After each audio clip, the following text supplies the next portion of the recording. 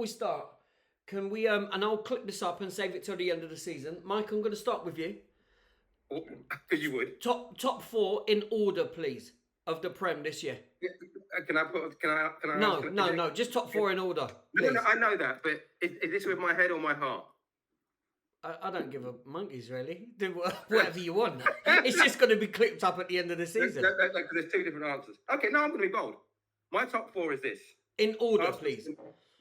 Arsenal's win the title. Liverpool to come second. Man City to come third. Chelsea to come fourth. Okay, so I can clip that up. Anthony, what's your top four, bro? Liverpool to come first. Mm-hmm. Either, I think Man City might come second. Mm-hmm. Arsenal come third. Mm-hmm. And then either Chelsea or some other team come fourth. Okay. Do you want to give a name for that some other team? Yeah, because there's 92 in the Football League. So it's either what I'd say, Liverpool, Man City, Scum, and probably Chelsea. Okay. Win. What's your top four in order, my son? Exactly the same. Liverpool, City, Arsenal, Chelsea. So hold it in that order. In that order, win. Liverpool, so you City, think we're going? And I'm gonna be a bit controversial. I'm gonna go. I know you want Man United to win the title. I'm gonna go Man City, Liverpool, Arsenal, Chelsea. Good evening, gentlemen. Happy Sunday. Can I say happy Sunday? Of course you can. I just said it anyway. Good evening, gentlemen. How are we? All good, Mike. Good. All good. All good. What have you been up to, guys? Anything interesting? Anything that we can share? Or can I just say I don't care? No, what have you been up to, guys? Anything interesting?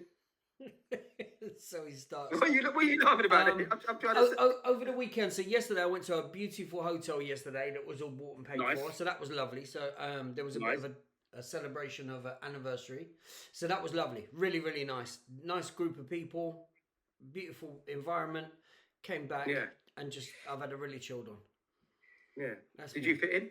Did you fit into that environment then? I was the riffraff of the organisation. You was the riffraff of I was hoping you would be there to kind of step me up a bit, if I'm honest. I don't think I'll be allowed. Well, I hope not. Oh, well. But Anthony, Skip, you good? You keeping well? Both of you two as well? Yeah. Just come back, done a bit of cycling yesterday, gym this morning. Nice. Bit of, I'm always studying anyway, studying stuff and stuff like that, all that kind of business. I can't complain. And like I said, we just went out today. Beautiful weather the last 2 days. My household is like you have plans to do, and because the other half is Greek, as soon as the weather turns like abort, we're out. You're out. Okay. No matter what you're doing, abort, we're going out. That's it. The sun's there. Sorry, you've got to take it. I get it. It's good to see you on Skip. You're keeping well, sir. Nice to see you again. Yeah, I'm all right. So I'm surviving. Spending majority of my time kind of understanding Arsenal's title challenge, trying to Yeah. I mean, just no see if you're going to win the league this season. Because if you don't, I think Arteta should be fired. Yep. But outside of that, really, it's just really kind of like seeing what you guys are up to. Yeah. Trolling, I think they call it. Yeah, that's good. They did call it trolling. I think that's the common term for it. Not sure why you'd be interested in what's going on in North London. I think you should. Well, the other side of North London got lots going on. That's why I just tried to find out what's going on in yours. It's a bit empty. No trophies. Yeah. Okay. Well, actually, there actually is parts of North London that do have trophies, by the way. That's what I'm talking about. There's one side is like kind of heavy on the trophies, the other side's a bit light at the present moment. So I'm just trying to understand why that is, really. Yeah. I had a nice weekend as well, guys. Anyway, not that anybody cares. Anyway, without further ado, we're going to continue our theme at looking at moral dilemmas and we're going to try and work off the last one, because I think the last one was really, really interesting, really. When we discussed, there was a dilemma based on the theme of racism, which I thought was incredibly interesting. And with that being said, I think it would be nice to build off that. And I've got another one just to kind of see what people think about it. So without further ado, I'm going to go for it. All right. So I'm going to read the dilemma. Excellent. The character's name better not be Nick. No, definitely not. It's Nicholas. No. Right. This is how it reads. In a city fractured by racial tension, a community centre proposes a bold initiative where a massive mural titled The Wall Between Us is meant to confront racism head-on and spark healing. The mural will feature raw depictions of racial injustice, personal testimonies even, and a vision for unity beyond race. Mm. But we've got some differences of opinion on this, because we've got Zara, who is a fierce anti-racism activist, who believes the mural must be unapologetically honest, showing the pain, the history, and the ongoing struggle. We've got Elliot, a local business owner, who fears the mural will reopen wounds and alienate customers. He wants something more neutral that focuses on shared values without naming racism directly. And we've got Maya, lastly, who's a youth leader who sees both sides. She wants truth, but also wants the community to come together, not to tear apart. Mm. So, what do we think? The wall between us. Do you know what I mean? Should the mural go up? And should the mural go up in as Zara wants it, being quite hard hitting, showing the pain and the history and the ongoing struggle, who feels that, the mural might potentially reopen wounds and alienate people. He wants a bit more neutral that focuses on shared values without naming racism directly. And we've got Mayo, who's sort of the middle ground, really, but wants the truth, but perhaps also in getting that truth across to people. That's the dilemma. What do we think? Should the mural go up first and foremost? And if it does go up, what should be the temperature of that mural? From my perspective, I think that in order for that type of mural to go up, I think you need to kind of gauge the temperament of the community through consultation. I think that would be wise, because I don't think that if you just put a mural up and not knowing how it's going to, impact the community, I don't think that'd be a very good thing to do. I think we should be a bit more kind of like insightful when it comes to doing stuff like that. Now, I mean, there's loads of museums that represent struggles of the past in many areas, and they do quite well, and it's not an issue. I think of the one that I visited in Liverpool many moons ago, and it was educational, and it was right in the city centre, and there didn't seem to be any uproar or any kind of ill feeling towards it by anybody or any community. In fact, I think it was embraced. I think Anthony I think we went there, didn't we? Yeah, we did. Yeah. So I would have thought that would have been consulted on, and it would have been, launched in the right manner, not just kind of just thrown out there and then just expected the impact on the community to just to unfold, so to speak. So I think it's very good to have information and knowledge and on truths. I think that's really important. So I would think that mural should be something that should be put into the community, so people can be educated on it. But I'd be cautious about how it kind of how it's been expressed, taking into consideration the greater community and how it could impact everybody. Because I'm a very peaceful person. I don't really want people to be feeling bad about stuff unnecessarily. If it and especially if it's not something that's really educational. Just putting information out there just for the sake of it. I don't really believe in that. I think it should be educational and have purpose. So yeah, I think that it should be done, but gauging the community's response to it and I think that will take consultation and some kind of communication with the greater community about it, you know, with the intentions of why they want to do it. Right. Yeah, Okay. That's what I have to say on that matter. Okay. Really brilliant. Who wants to go next? I think we do enter this era now of almost everything can be offensive, right? Yeah. And I think sometimes we have to take a step back, because if you look at almost anything we have is offensive. It can offend anybody. Nursery rhymes, songs, hymns, you name it. It can offend everybody on the planet, right? Yeah. And bringing back up memories of stuff which have happened in the past. Yeah, I mean, we've been having things like that in London, haven't we? We've had certain statues of people, and they turned around and said, actually, this person was involved with slavery. This person was involved with atrocities. This person, even when I had something about Churchill, they were saying Churchill shouldn't be honoured because of all this kind of stuff. And you can sort of look at it that way. But going to what Willie said is the education part of it as well, because these people exist. You know, these people existed in history, and at one point or another. So drawing the line, if you've got a statue in Germany of Adolf Hitler, it's not happening, right? You're not going to do it, right? Because you're talking about a tyrant, but it's kind of a difficult one, because like I just said at the beginning, we're entering this era that everything is almost offensive. Anything we say, you can't say this, you can't do this, that's offensive. So if it does cause offense to the community, majority of the community, then you actually have to look at it and think, hey, you know what? It's going to cause problems. The majority of people don't like it. Yeah. Let's think twice about it.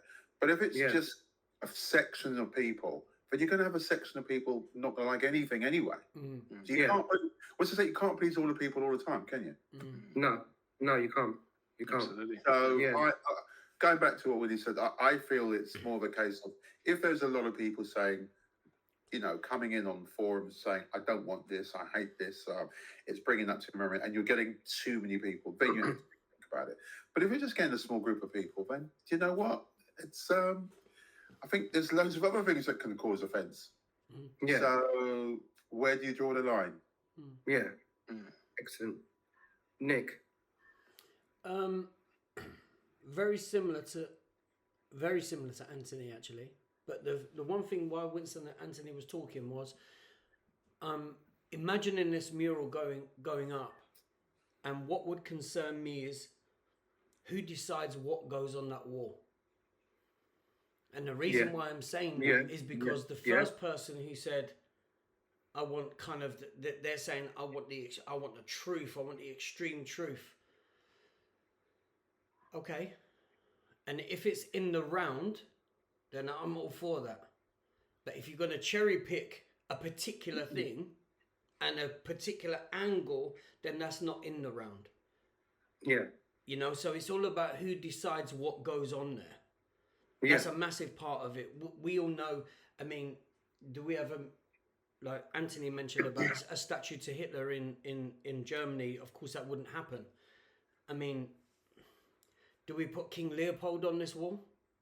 You know, or do we deal with, if it's over here, do we deal with the British side of that? But when I say the British side of it, I'm talking about every aspect of that and every interaction with other nations regarding this. Who decides? Because it's going to be cherry picked from somewhere, and that's the bit that concerns me. Totally agree with you, Anthony. Can't please everyone. You're not going to please everyone. There's a part of me that also thinks, well, would I want a mural there? If it's about healing, and if it's about a coming together, then 100%. Now, as Anthony said, that's not going to happen for everyone. It's going to be a reminder of certain bits, but my bit here is what certain bits are going to be left out because it doesn't fit the narrative of whoever these designers are of it. You're not going to get. There's not going to be a wall big enough to get everything in the round. Is my point. So great idea, but if it's done without cherry picking and all the ugly truths of it are there, then I'm all for that. Yeah, brilliant, Nick. I'm the same as well. I agree. I think that there would have to be discussion and consultation what would go on said wall, because for me it could be what you were saying, Win, could be a fantastic opportunity to educate and to inform, and also to kind of to kind of bring unity, because it is an uncomfortable subject, really, to be honest. But as long as the information that goes on the wall squares the circle, really, and isn't cherry picked and depicts the whole truth, because it is, it's not an easy subject matter by any. It's a very complex, but definitely not an easy subject, really. But sometimes it's the elephant in the room. We all know it's happened, but we don't know, because we don't know how to really approach it, and how to, in terms of the temperature of the subject matter. Then sometimes sometimes when it is discussed, it's discussed very, very poorly, or when it's depicted, it's depicted very poorly. So I think it could be a real opportunity, really, to kind of bring communities together. Because for me, really, is how do we bring people together? Yeah. You know what I mean? Yeah. That's the approach. I think that this said project or said wall, if it was done in the right way, it could be a real opportunity to bring communities together, really. Do you know what I mean? If it's done in the right way, absolutely. Yeah. Yes. Do you know what I mean? But because obviously we know there's been other monuments and things like that there's been, so you know what you're saying, Anthony. You will never be able to please everybody. And I know you don't like this word, Nick, but it depends on what lens you're looking through. Oh wow. Do you know what I mean? Because because somebody could look at said statue and think, "Oh, this person was a hero." Yeah. Why do we need to take it down? Yeah, and not being funny. And say, for example, Anthony made reference to the statues that were torn down. Yeah. But for me, those are reminders. Those are reminders of the type of people that were around. I'm not saying pay homage to those ones. I'm not saying that. But for me, my mind is, leave them there. Let's have that as a reminder. Not being funny. So next year, for example, I'm going to Krakow. Now I was thinking, do I go to the concentration camp and go there? They haven't torn that down. Why would they? Leave that there as a reminder. Leave it there as a reminder, so that this mess could never happen again. And that's kind of my perspective on it. I'm not saying get rid of it all, but it's, again, I totally agree with Anthony. You're never going to please everyone. Never. 100%. 100%. Okay. So, good.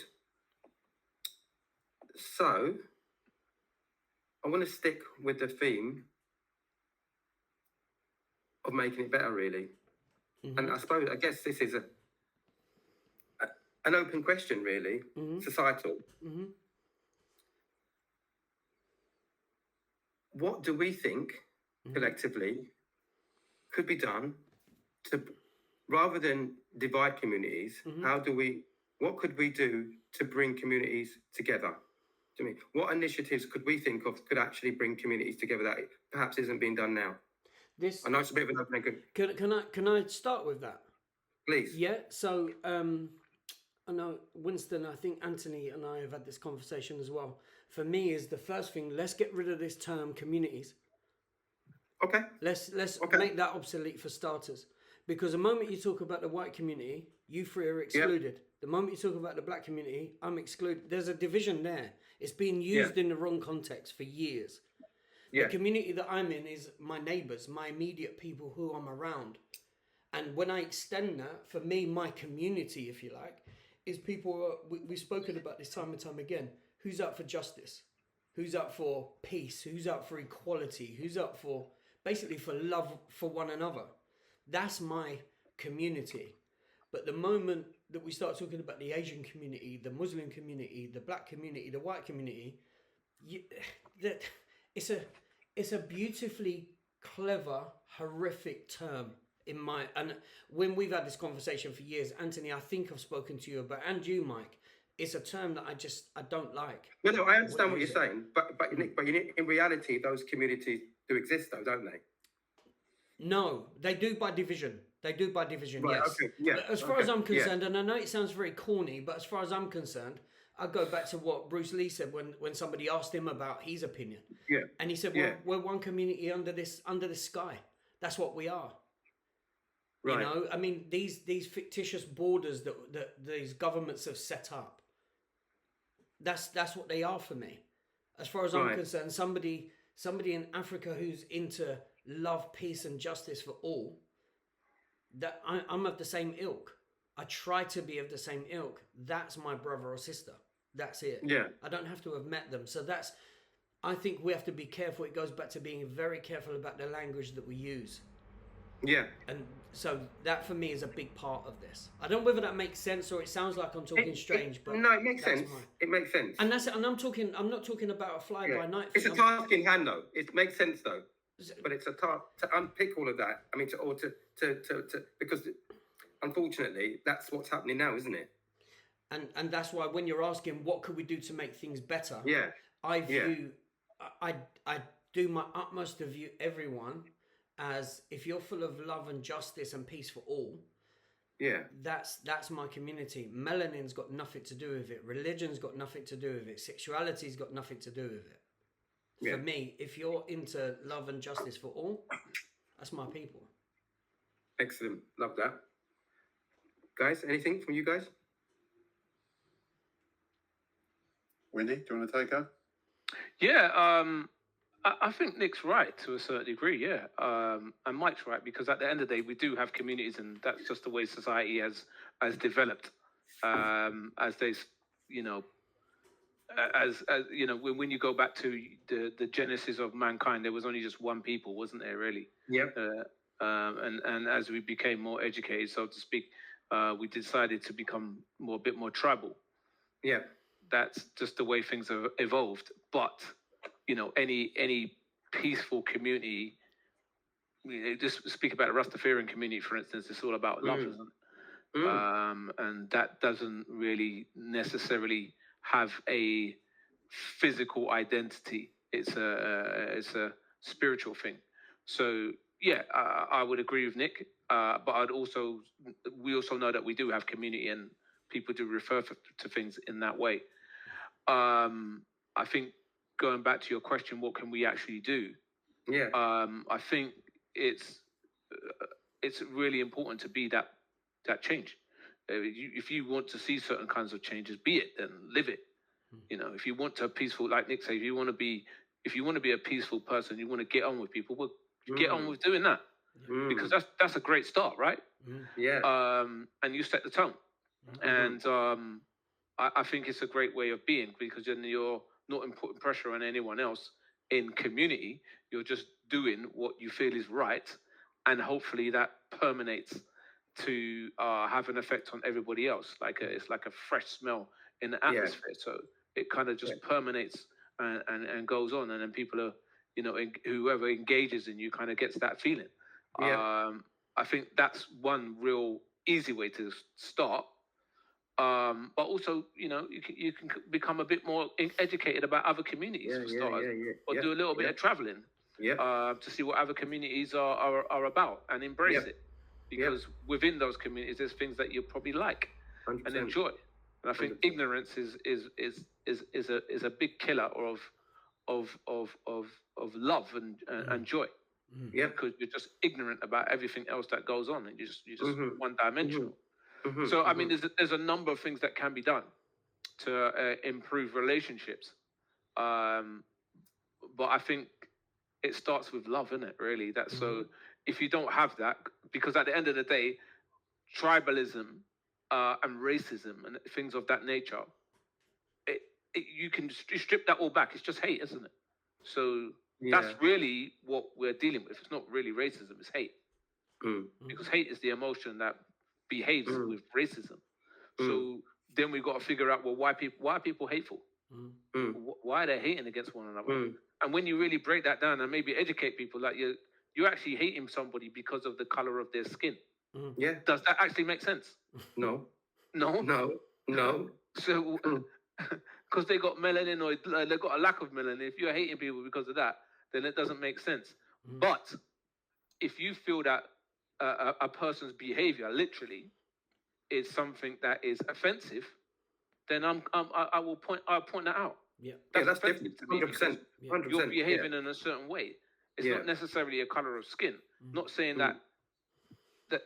that's to me is not really relevant, because everybody's capable of hate and evil in all communities. So, we can point our finger at the community that's causing the most problems right now, because that community is the most powerful community. That will probably be the white community. They're the most powerful community. Let's just be real. It's one of the things that you said in that win. Sorry, isn't it? It's just kind of summarizing one of the things that you said, and it's a Gandhi quote, right, where he said, "Be the change you want to see in the world." Simple. It's exactly what you're saying. Be the change you want to see.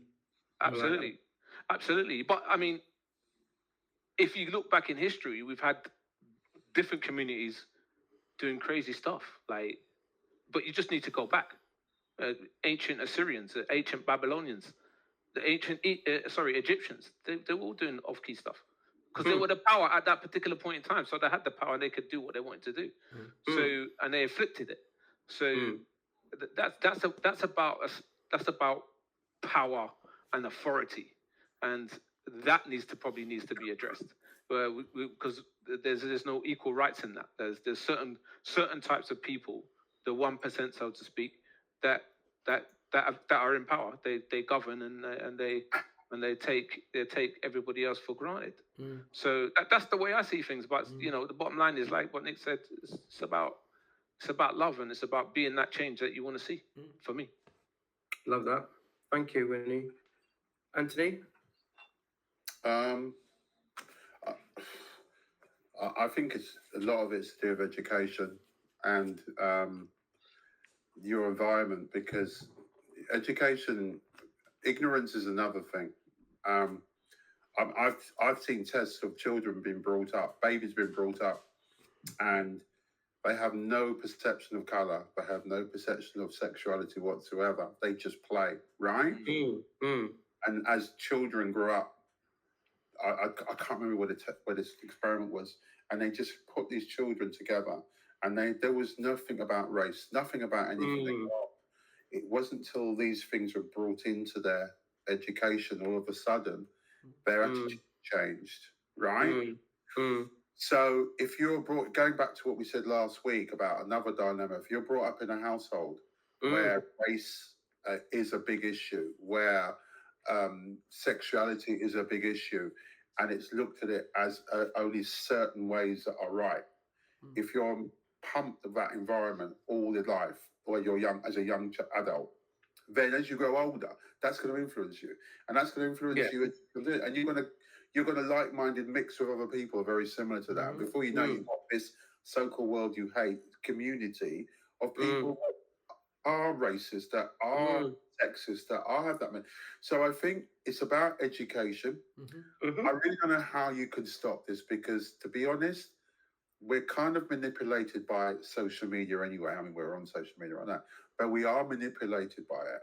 And because we are manipulated by it constantly, it's done, the algorithms are set in the way to do that.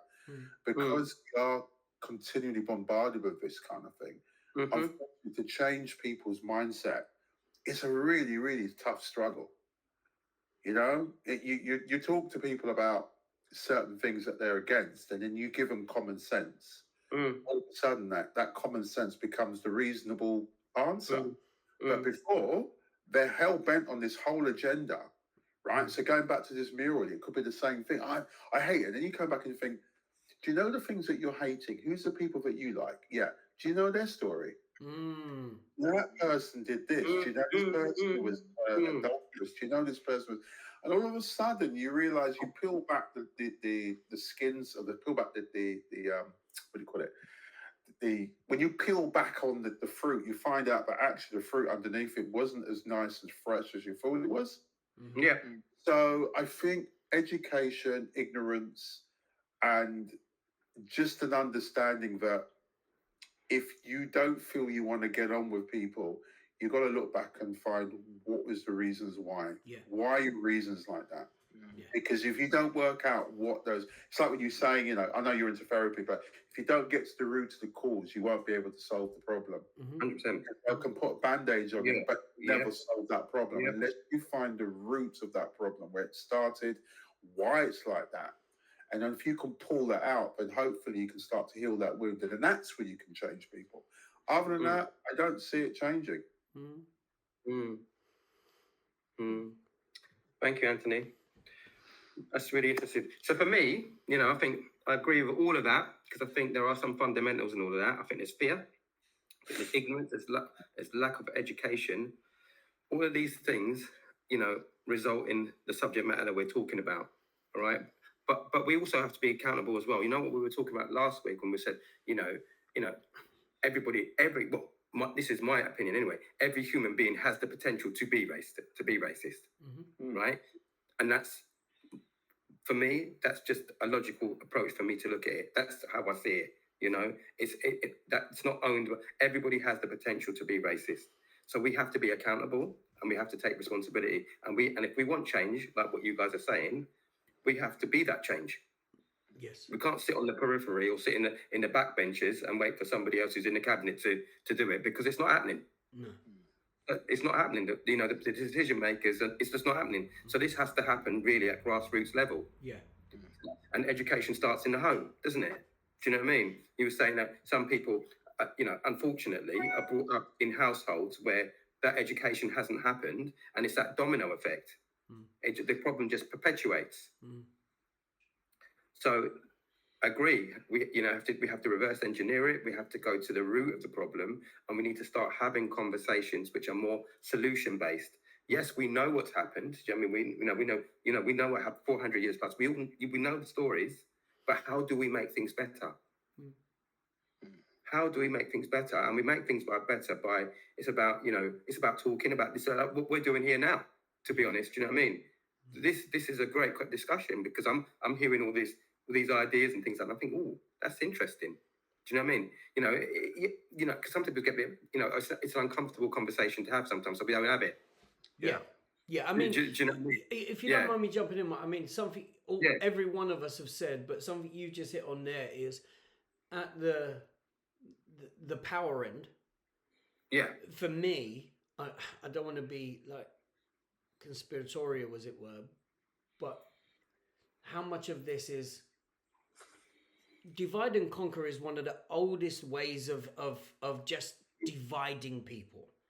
Absolutely. And that's why I'm saying that this word, and I know I live in kind of an idealistic society in my own mind sometimes, but my bit is if we all just kind of agree that we're one community, then how are you going to divide that?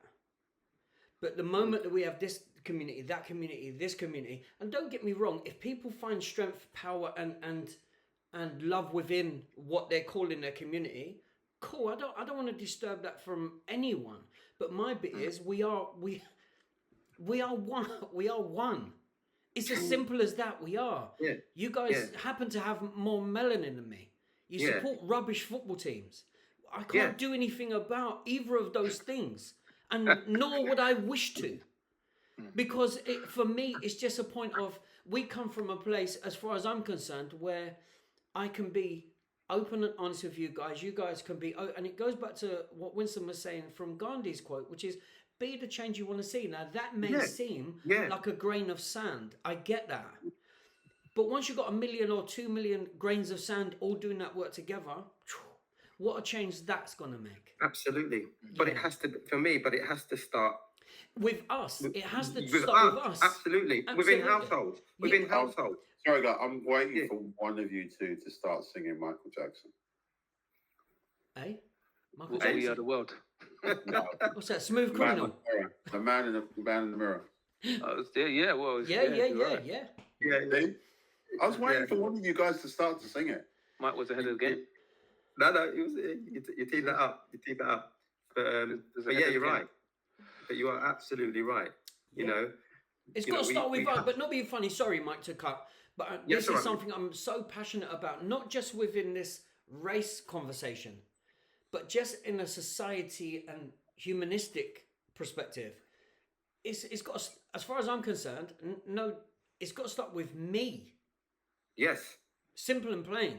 I can't ask Anthony or my neighbor or Winston or Mike or anybody else to do it if I'm not doing it myself. It has to start with this one.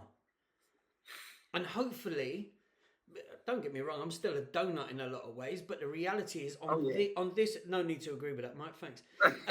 But on this perspective here, I know where I stand, and that is I'm no higher or lower than any other human being on this planet. We're all struggling, we're all blagging it in our own ways, and let's just, we got enough drama living as we do. What we're bringing more fires in, put down the matches, stop creating our own fires. That's my bit. Yeah, I mean, I think we have to understand that there is good and evil in this world, and that enemy called evil does use tactics to get what they want, and that is divide and conquer. You know, Nick just mentioned it, and I think we all kind of understand that's the persuasion that is being used here. Mm-hmm. We're being divided against one another, because at the end of the day, if we are divided against one another, then there can be chaos, and then at the same time we can be spoon-fed information, which are lies about one another, which is easy to do when you're confused. So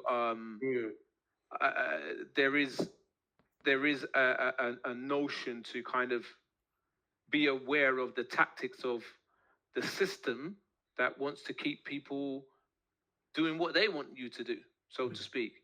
And when I say they, I mean that's the people that are actually in power. Mm-hmm. Who are they? You need to figure that out for yourselves.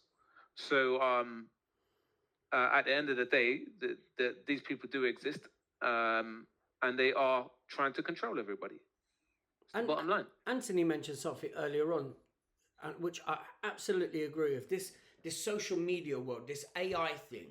Now, the thing is, if you're going to watch something, if there's somebody out there with any kind of twisted view, I'm going to call it, on race, gender, you name it, once they watch one or two things on this thing we call social media, the algorithm's so smart that it'll just send you and bombard you with so much more of that. And before you know it, you're going into this rabbit hole. That's my minimal understanding of this thing. So when we spoke about what do we do social media wise and internet wise, I tried to use it for two main things. One is research, but the other one, if I'm honest with you, is music. I'm certainly not looking at any politics. Sorry, go on. So with that being said, you know, these companies, these social media companies, should they be doing more? Well, they could be, but why are they doing it? Why do they want to do it? It's a business. It's a business. It's gone beyond that far. It's a business. It's a business. That's why they're billion blue chip companies. It's all about. It is about that, right? So you got to look at it this way. It's got to a point where, you can do so far. I mean, like there's new things. I mean, we go way off tangents here, right? We're going to a tangent. Yeah, no. Yeah, but really, now, because I think we spoke about this before. But anyway, go on, Nancy. Say what you're going to say. Yeah, I mean, you've got privacy laws coming in. Yeah. You've got things like now, obviously, certain things you can't look at without identification. Yeah. You've got people being policed on what they can and can't say. And it kind of can look like we're doing something about it, but you've got to look at the bigger picture. The bigger picture, how easily, I mean, there's something that I'm going to be talking about on another, it's all about bot farms. And literally, bot farms are literally bots where AI is just throwing out lots of propaganda, but it's making it look like it's just ordinary people. And it influences lots and lots of people. So you got to understand, is there an agenda? Is there a... I know, Nick, you said the conspiracist, but come on, we all know it's beyond that now, right? Is there an agenda? Of course there's an agenda. Is it about making money? Of course it's about making money. Is it about what was said before you, Nick, and about power? Of course it's about power. Definitely about power. And unless you can correct that, going back to the subject that we were talking about, how are you going to change it? If the people at the top aren't prepared to do it, and they're kind of controlling the mindset of the people below, then no disrespect, how's it going to change? Because you can cast people underneath to change. But unfortunately, we've now got to a point where people, it's so ingrained in this, you literally, to pull this out, it's like people going cold turkey. They don't know anything else now. That's how far it's gone. They don't know anything else. Other than what they're seeing or hearing online. Absolutely. And unless you live in a remote area, we don't have Wi-Fi, don't have anything like that, you're not influenced by that, great. But how much on the planet is now connected to the internet? I think it's a small world for a reason. Why call it a small world for a reason now? And because it's a smaller world, it's a lot easier to manipulate. So going back to that thing about the murals and so forth like that, it's very easy to control people's mindsets now because it's a smaller world to do it. It just reminds me when you spoke earlier, Anthony, and you were talking about education, and you're right. And I remember when we was all talking about this on a previous pod, and I think we all agreed. If not, I apologise. I think we all agreed that we need to teach our younger ones, including and myself actually as well, how to think, not what to think. That was kind of the nutshell of what I took from that pod, and it's teaching, but. Even with what you've just said, Anthony, which absolutely, and you understand this technology stuff a lot more than I do. And I know I have an understanding that they're pumping out this stuff. And for me now, is people need to take accountability. And I'm not talking about, and Mike, I hear your question, do we then go to the social, what for? As Anthony just said, this is a business. As long as they're getting green coming in. No, it is. They don't care. But remember we were talking about, and it ties into freedom of speech. As long as the person who has put something up there is registered and there's a footprint to that person, fine. But if people can hide behind a keyboard in some remote island somewhere and spout out things, and which is going to cause, that I don't agree with. No, and I agree with you. I think for me, my bit, I go back to what Winston said in what he was saying, which is. We need to take accountability for ourselves. And just responsibility for ourselves. Step back and say, hang on a minute, right? Yeah. How do I want to interact, and how do I want people interacting with me? Yeah. And then I need to become that change. And if I do have those views, then own those views. Yes. Yeah, absolutely. Yeah. Absolutely. Yeah. Because we've had this conversation about freedom of speech. As far as I'm concerned, everybody. We've heard the old racist stuff from the South in America and the nonsense that have gone on over here in the 70s and 80s. And I'm not saying that they're not around. But for me, let them spill that nonsense so we can find out who the nutcases are and who we want nothing to do with. I don't think hide it personally. I think let it out so we know where these idiots are. Yeah. You know, but yeah. Cool. Be the change. Cool. Yes, be the change. All right, guys. I think that was a great pod yet again. So before we wrap up, I just want to do a quick fire. And we've had two pods, same subject, but two different pods really. I think last week's one was a little bit different in terms of the dilemma. In terms of, well, anyway, I just want to get your final thoughts on the subject matter as a whole, really. And is there any learning that individually that we're going to take away from this? So, who's going to start? I'm not going to pick anybody. Who wants to start? Quick fire though, because we had. One of you two gents. I feel like I've rabbited loads. One of you two gents want to nutshell it? I think we summed it all up. To be quite honest, to do a quick fire. Basically, it is about education, ignorance, and understanding. And if you can't solve those things, you're not going to get anywhere. Fantastic, Anthony. Thank you, Winnie. Yeah, education, accountability, love, and check yourself on what you're hating, because you'll probably find within that your fear, and within your fear, you'll probably find that that's your enemy right there. Yeah. Nick, love and hate. That's exactly what it is. It's love and this for me is all about love and hate. If you have love for people, that's fine. If you have hate for people, What's that about? What's going on for you? Have a look at that, a genuine sense. What's going on for you there, and why? What's that about? What's going on? Love and hate. That's all this is about for me. I like that. What I'm going to end with is I've got hope. Really, to be honest, do you know what I mean? Because we know it's here and it's been here since day dot. But I've got hope that conversations like this and some of the things that we've spoken about over the last 2 weeks, because there is potential to make things better. But that's if we take individual responsibility and stop waiting for somebody else to make that step for us. Yeah. So I have hope, and there's some stuff that I've kind of thought about. I need to think about that, to be honest, because I never thought about it like that. But I'm only thinking about that because I'm in this conversation. Yeah. Yeah. But we need to do more of these conversations, really, and people shouldn't be afraid to do these conversations because. You know, it is a little bit uncomfortable, and sometimes we might have to hear something that we haven't heard for a long time, a phrase, a term, or whatever. But that's how we learn, isn't it? Well, it's raw, Mike, isn't it? Because it's very emotive. Yeah. The whole conversation's so emotive. That, of course it is. That, and I think that's when people then get emotional. Rightly so, I get it. But it's that control to still continue that conversation. Like Anthony said, this education part. For me, though, this is love and hate. It's that. Massive.